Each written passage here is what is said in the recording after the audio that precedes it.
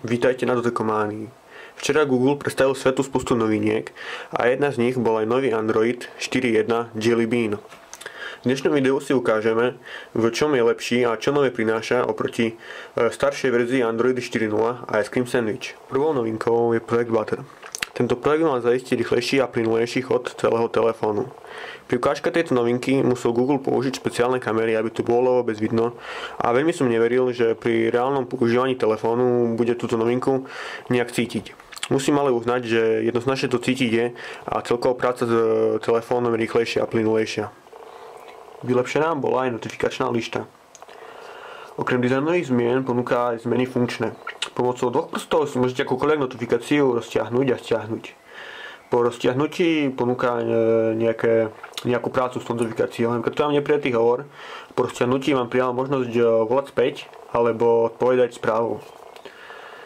Stiahnutím sa tieto možnosti stratia. Pripojím tu screenshot, môžem prijať notifikačné listy môžem ho dať zdieľať. Alebo ak vám príde nejaká správa, alebo SMS-ka, alebo mail, tak môžete pomocou dvoch prstov si tú správu rozťahnuť a bez toho, aby ste vošli do aplikácie, sa vlastne zobrazí celá tá správa. Vylepšený bol aj launcher. Okrem zmeny dizajnu vyhľadávacie lišty bolo vylepšené aj pridávanie widgetov na plochu. Pôvodne ste si museli ikonky dopredu prispôsobiť na to, aby vám ten widget vošiel na plochu. Po novom sa vám ikonky prispôsobia umiestneniu widgetu. Ako vidíte, ikonky sa ohýbajú podľa toho, kde ten widget chce mať. Po prípade, ak nemám dostatok miesta na ploche a widget je väčší ako je to miesto na ploche, tak ten widget sa automaticky zmení. Môžeme tiež predviesť, tu ako vidíte mám menšiu plochu, menej miesta a widget sa automaticky zmenil z 4 políčok na 2. Vylepšenia neobyšli ani kameru. Na prvý pohľad si vyzerá zhodne ako predtým, môžete klasicky fotiť. Funkcie ostali zhodné, ale čo je nové, ťahom prstu vprava doľava sa dostanete do nafotených fotiek. Musíte dať gestom, dostanete také náhľady a môžete fotky jednoducho gestom mazať. Doteraz sme si ukázali funkcie, ktoré už obsahoval starý Android, ale prešli vylepšeniami. Teraz sa presunieme ku funkciám, ktoré priniesol až nový Android a starý ich neobsahoval. Ako prvú aplikáciu, ktorú si ukážeme, je aplikácia Google Now. Táto aplikácia zhrňuje informácie, ktoré je schopná získať na základe údajov, ktoré máte vo telefóne a na základe polohy vašeho zariadenia. Čiže mám napríklad udalosť v kalendári, ktorá sa bude nachádzať v Košiciach. Čiže mi tu hneď hodí informáciu o tejto udalosti, že sa bude nachádzať o tomto čase a že čas dojazdu je 27 minút. Ďalej tu mám počasie na základe aktuálnej polohy. Po prípade mám tu čas dojazdu do práce z mojej aktuálnej polohy.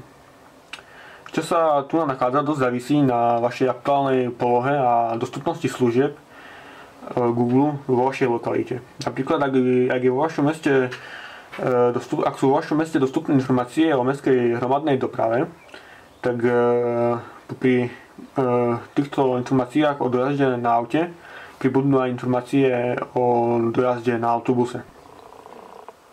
Ďalšou novinkou je akási obdoba hlasového asistenta Apple od Siri. Nebudem to nejak ďalej obkecávať, rovno sa presunieme k ukážkam.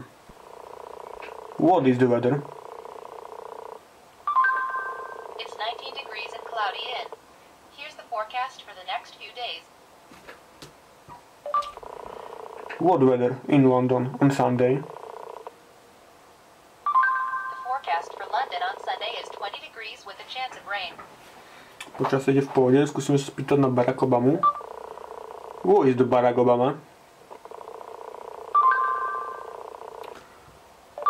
Who is Barack Obama?